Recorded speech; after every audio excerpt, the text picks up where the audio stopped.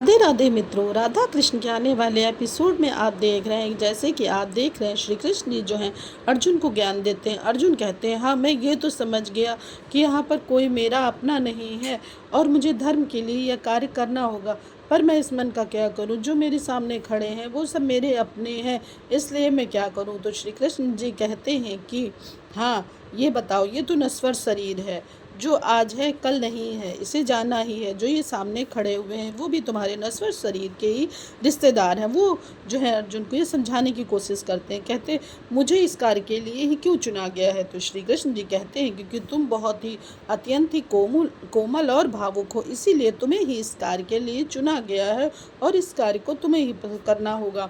मैं तुम्हें समझाने की कोशिश कर सकता हूँ और तुम्हें समझना होगा इस बात को कि जो भी ये लोग खड़े हुए हैं वो तुम्हारे अपने नहीं है, वो इस जन्म के हैं और कुछ भी नहीं है। आत्मा तो अजर और अमर है, जो कि कभी नहीं मरती है। जो ये सामने खड़े हुए हैं वो आज नहीं कल चले ही जाएंगे, इसलिए तुम्हें सनातन धर्म के लिए जो है ये कार्य को करना ही होगा।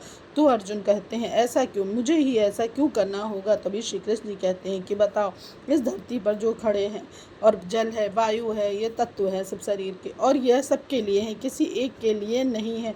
लेकिन हर मनुष्य जो है इसे पाने की आह में मरा जाता है, किसी को ये नहीं पता है सब की जो है हमें तो ये सब कुछ यहीं पर छोड़ कर ही जाना है।